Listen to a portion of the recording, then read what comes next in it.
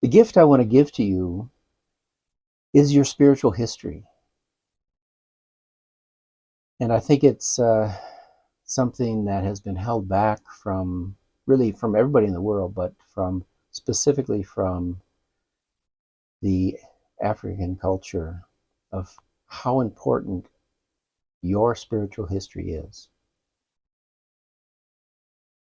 There's only one place in the Bible that describes what the throne of God looks like, and that's in Revelations 4, where John describes the vision that he received of the throne of heaven and what the throne was surrounded by. The throne is described to be surrounded by 7 spirits of God, by 4 beasts, and by 24 elders. If you look at that symbolism is reflected in the same image that God gave to Moses when he told him how to build the menorah. It has 7 arms, and on those 7 arms are 24 knosps, which represent the 24 elders. It also symbolizes the 4 houses of heaven, which are those 4 beasts. The first beast has the face of a man, and we know Jesus is the Son of Man. And that image represents the house of God, which consists of the Father and his Son. In Egyptian culture, this image shows up as Ma'at, who also has the face of a man in Egyptian hieroglyphs.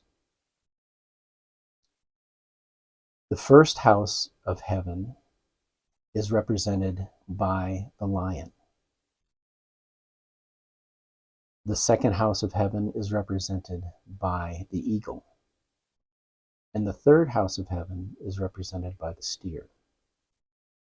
These 3 images you see pretty much in every culture, and sometimes they're revered and sometimes they're abused. The Spaniards destroy the steer, for example. Other cultures revere the cow. Now let's look at those 3 houses of heaven. The first house of heaven is responsible for the management of heaven. The second, led by Gabriel, is responsible for communications. He's known as the heralder of God. The third house of heaven is responsible for law and order, and it's led by the Archangel Michael, the power of God. Now, present for you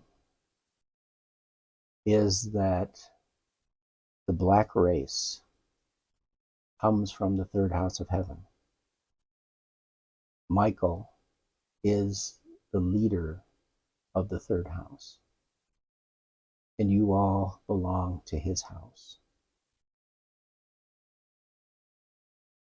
What we don't hear about in the Bible clearly is who are these 7 spirits of God? Because we only hear of 3 archangels, essentially: Raphael, Gabriel, and Michael. Well, the reason we only hear of those 3 is because the other 3 fell. Lucifer led the revolt, and he took the soulmate of Michael and the soulmate of Gabriel with him in the fall. They show up in Ezekiel as the whores of Babylon, Ohola and Oholiba. Now, the interesting thing is the white race, the leader of the white race is Lucifer. And of course he fell. And so his soulmate, Raphael, is now leading that house in heaven. While the other two fallen archangels, Ohola and Oholiba, have already started their way back to heaven. They've rejected Lucifer, and they've started their return journey. Now, for you, my favorite story in history is the story of Joan of Arc. And Joan of Arc is the most recent incarnation of Michael's soulmate. She's best known in history as Athena, the warrior goddess. And of course, at a 16-year-old young girl, took control of the French army and defeated the English. You can bet she's a warrior goddess. And she was led by Michael. So she is on her way back to us, back to heaven. And those two images, I think, are present for you at Christmas time to think about. Think about belonging to an amazing house of heaven. Really amazing.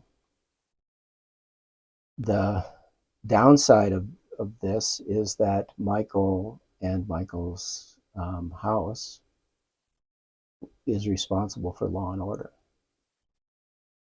And so those who followed Lucifer, all of us on earth followed Lucifer, maybe were more guilty of not keeping law and order, not keeping the law of God, and not following the law of God, and being cast out. So maybe that means that you have more karma to deal with. I don't know, but it's something to think about.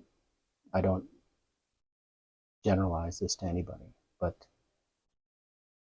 maybe it's why you're suffering. I don't know. But that's the present I wanted to leave you with, and something to think about. I'm happy to speak more about it. I've published this work in a paper called "We All Have the Same Spiritual," or "We All Belong to the Same Spiritual Family." Excuse me. And I'll put a link to that on this video. So, Merry Christmas, and thank you again for the wonderful comments, for following me, and I hope I can live up to your expectations. Merry Christmas.